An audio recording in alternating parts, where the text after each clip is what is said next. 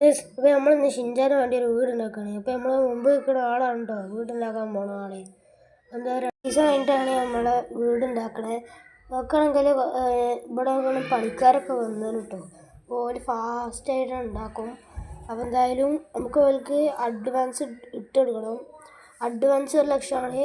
പിന്നെ പണി കഴിഞ്ഞിട്ട് 1 ലക്ഷം കൂടി കൊടുത്താൽ മതി. ടോട്ടൽ 2 ലക്ഷമാണ് നമുക്ക് മുടക്കുള്ളത്. ചെറിയൊരു വീടാണെന്നാണ് അവർ പറഞ്ഞത്. അപ്പോൾ എന്തായാലും ഗൈസ് 2 ദിവസം കഴിഞ്ഞിട്ട് 2 ദിവസത്തിന് ശേഷം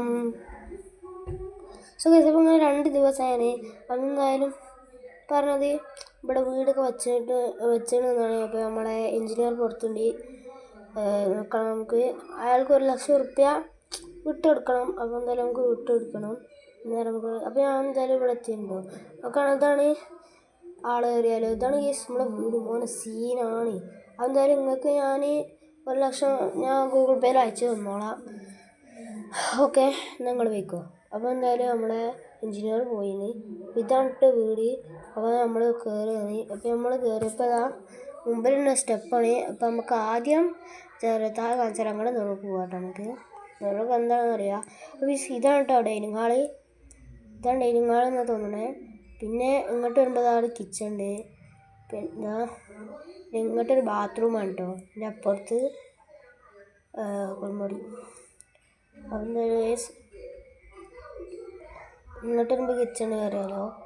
പിന്നെ ഇവിടെ ചേട്ടൻ ഫുഡ് കഴിക്കണമല്ലോ. പിന്നെ ഇവിടെ എത്താൻ സെറ്റപ്പ് ഒന്നും മനസ്സിലായില്ല. ഇവിടുത്തെ ചൈനീസിലൊക്കെ എഴുതിച്ചതാണ് കേട്ടോ. ഓരോ നോക്കണ ചൈനീസ് ടൈപ്പ് ഇവിടെ ഉണ്ടാക്കുന്നത്. ചൈനീസോ ജപ്പാനീസോ ആയിട്ടാണ്. ഇവിടെ ഒരു TV ഒക്കെ ഉണ്ട് കേട്ടോ. ഇത് ഡൈനിങ് ഹാൾ. ഇത് റൂം ഒന്നുണ്ട് ഗൈസ്. അല്ലാതെ ഷിൻചാൻ കളിക്കുക. ഡൈനിങ് ഹാൾ അവിടെ ഒന്നുണ്ട്. എന്തായാലും ഇനി നെറൂക്ക് പോവാം.